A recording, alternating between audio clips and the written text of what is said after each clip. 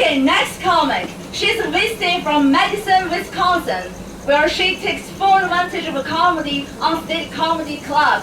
Put your hands together. Give it up for Lizzie Kirch.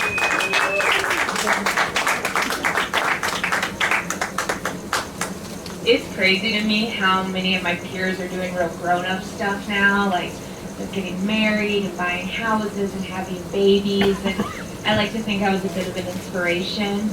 Like they looked at my life and thought, nope, I want whatever the opposite of that is. I'm currently using one of those pumpkin trick-or-treating buckets as a shower caddy, and my usual diet consists of a couple Sour Patch Kids and a Wellbutrin, washed down with one of those Monster Coffee energy drinks that can like dissolve roadkill.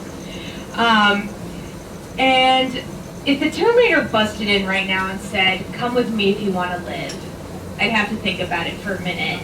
Nothing against the guy, that's just where I'm at in life. So comfortingly, I am a social worker. Got into it for the money, Avi. And I was in hospice care for a while, and when I was doing that, I'd come home from these long days filled with death and grief, and there was nothing more I wanted than to sit back and relax with the most brutal true crime show I could find. True crime is like the white woman's version of a stiff drink. And I need alternatives to drinking because I really only have two types of drunkenness. One where I just want to go to bed right away, and another where I want to start home improvement projects that involve power tools. But what gets me about these true crime programs when it's a more historical case and the narrator says something along the lines of, "Remember, this is 1932. There are no cell phones, no social media." Like, thanks, I was wondering why the Lindberghs didn't just check their Ring doorbell footage to see who took baby Charlie. And imbibing too much true crime can have unintended consequences as well. For example, every time I get into my car now, I check behind me to make sure a murderer is not lying in wait where I need to pounce. Which is crazy because I barely look behind me when I merge onto the freeway. I'm still in medical social work, and I had a nurse tell me the other week I have the veins of an anaconda. So I've got that going for me if I ever get into intravenous drug use.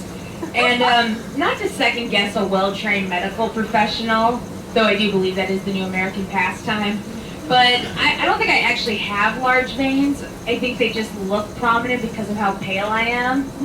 Look at me, I look like a Victorian era ghost child. And it's not like I want to be super tan or anything, but I would rather look like a Victorian era ghost child that died after a brutal summer working on the docks.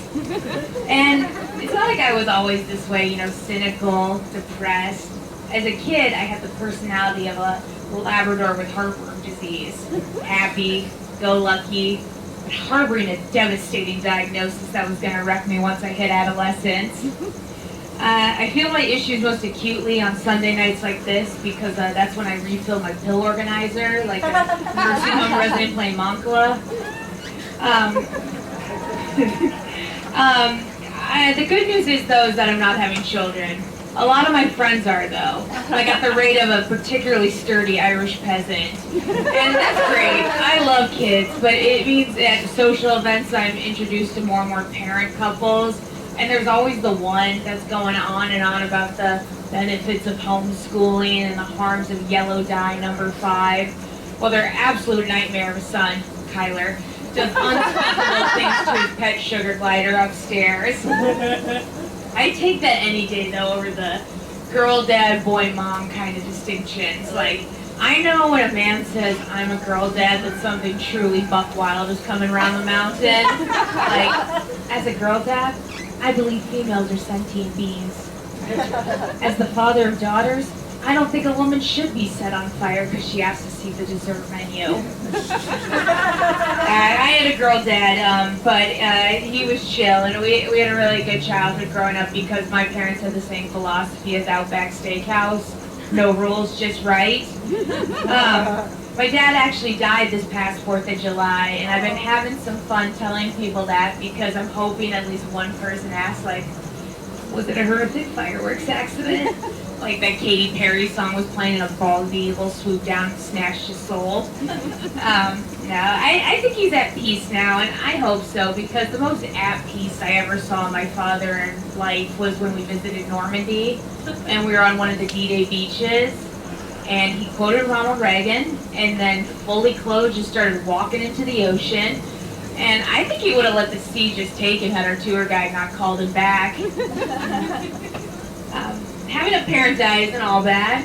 You get 3 days of bereavement leave off work, which is about 2 days more than maternity leave, so USA.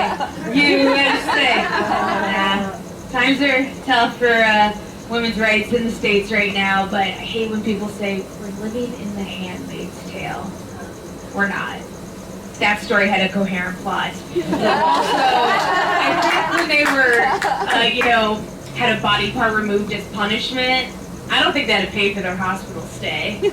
Socialized healthcare in Gilead. My favorite though is when people think women get abortions very casually, like they had some time to kill before their showing of Mission: Impossible The Final Reckoning, and they're like, I'm just gonna pop in for a quick D&C here, like it stands for dry cleaning. But credit where credit is due. When Roe was overturned, we had a lot of great male allies come out and support. But what made me laugh was when some men came out of the woodwork and were like, yeah, I knocked up a broad and I let her get an abortion. Don't let that weight of the crown crush you, my king. Isn't it the worst when you casually ask someone how it's going and they just immediately start listing off a litany of complaints? They're like, traffic was murder, cat's kidney function's not looking too hot, and as if it couldn't get any worse, they still haven't found that Malaysian jet. Speaking of aviation disasters, did you guys see that recent news article where 50% of the men surveyed said they'd be able to land a commercial jet in an emergency? Love the confidence. 3 out of 5 of my male Uber drivers miss my driveway. Does anyone else hate when their Uber is a Tesla? I'm talking even before the advent of the Fourth Reich. Like, those drivers are so on edge, you're going to break off their stupid little door handle that has no business being inside the door and comes out slower than a full-color copy from a 1998 Lexmark computer. Like, like, I'm sorry you spent $50K on a car that you will someday burn to death in, while the dash yells at you to stop being a weak little woke bitch. But that doesn't mean I should have to be as gentle as a surgeon reattaching a butterfly wing while I drunkenly fling my body out of your Uber.